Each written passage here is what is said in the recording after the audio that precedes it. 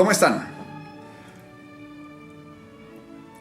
Hay un profesor en Colombia que en este momento creo que ya no está viviendo en este país, sino trabajando y viviendo en la Ciudad de México como docente de la Universidad Nacional Autónoma de México, llamado Enrique Ogliastri, quien ha publicado una serie de trabajos realizados por él, no solamente en Europa, en América Latina, sino también en algunos países asiáticos, en particular en Japón, en relación con los negocios internacionales. Yo diría que es una de las autoridades más importantes, más reconocidas en el ámbito colombiano y tal vez en alguna medida latinoamericano, sobre la cultura de los negocios de los diferentes países.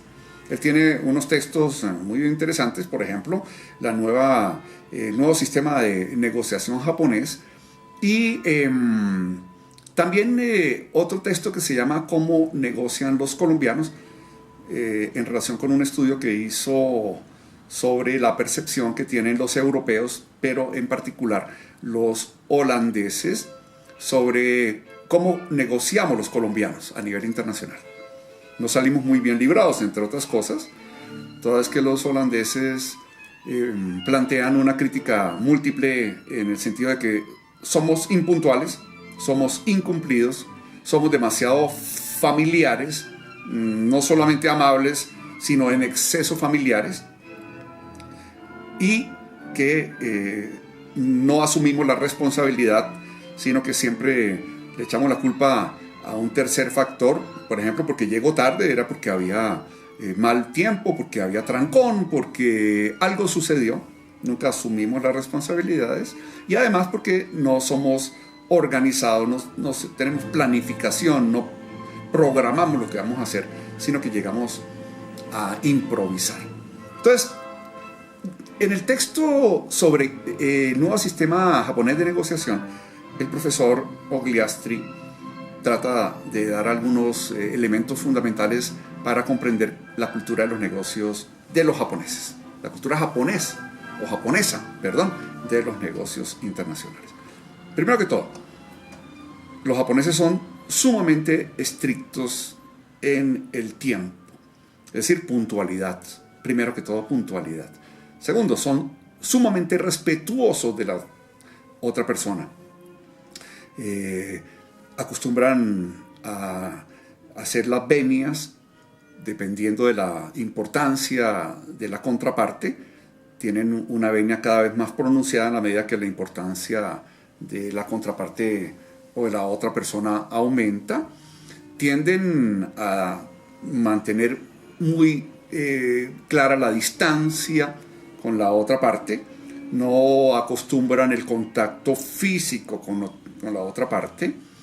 Acostumbran presentarse muy protocolariamente con una tarjeta que se entrega con ambas manos y se debería recibir con ambas manos, y una pequeña venia mirando a los ojos a la contraparte, donde aparece por un lado en inglés y por la otra en japonés el título, el nombre y los datos personales de quien entrega la tarjeta. Además, les gusta mucho, primero que todo, familiarizarse en términos personales con la contraparte. Quieren lograr una empatía cercana para saber con quién se está tratando antes de comenzar a hablar de negocios. Entonces, digamos que el profesor Ogliastri plantea que es muy común que al llegar un negociante, un negociador a Japón, sea recibido por la contraparte, por un ejecutivo de esa compañía, y sea invitado esa misma noche a un local, a un sitio donde se pueda conversar, se pueda tomar sake, se pueda cantar, etcétera, donde las personas al calor de el sake se desaperciban un poco, se desestresen, se exterioricen, se extroviertan, hablen sobre su vida, sobre su familia, sobre sus hijos, sobre su historia personal, sobre cómo logró su empresa, etc. lo cual ciertamente es positivo para ellos, pero si usted tiene una reunión al otro día o 2 días después de un viaje pesado, de más de un día, normalmente a veces 2 días de vuelo, lo va a afectar porque al otro día tendrá que levantarse muy temprano, lo va a recoger seguramente una tercera persona, una persona distinta a aquella con la cual usted estuvo, con la cual usted estuvo también consumiendo alcohol, y los efectos, claro, físicos y mentales no van a ser los mejores. Y esto permite al japonés tomar simpatía o no con esa persona. Por tanto, hay que tener mucho cuidado con ese elemento. Además, dice el profesor Ogliastri, son personas sumamente respetuosas, muy amables, muy cordiales con la contraparte. Da un ejemplo. Dice que estando en un restaurante, él con otros 2 o 3 japoneses, el de mayor rango, lo que hace es tomar, por ejemplo, la botella de cerveza o la botella de sake o de whisky y servirles a los demás comensales y colocar la botella en el centro de la mesa. Es decir, en ningún caso se sirve él primero, ni tampoco se sirve él mismo, sino que se espera que otra persona le sirva a él. Es decir, primero está la otra persona, por cortesía, por cordialidad y por respeto. Primero está la otra persona, de último está él.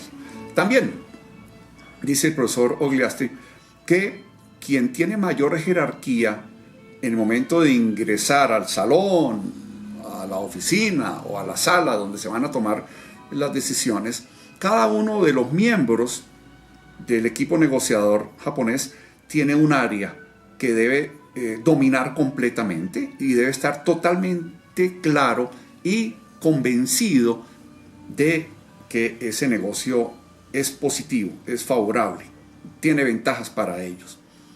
Pero hay una característica, y es que si uno solo de ellos no está convencido, no está claro con el negocio, en el área que le correspondió, no se podrá realizar el negocio, no se podrá firmar.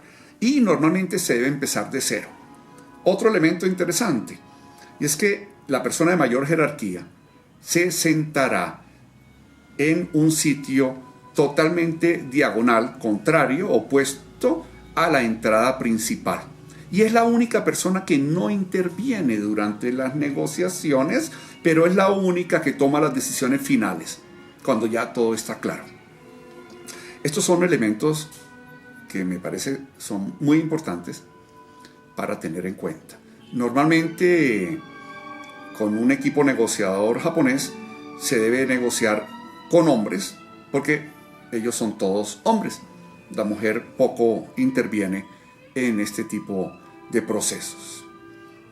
Muchas gracias, muy amables.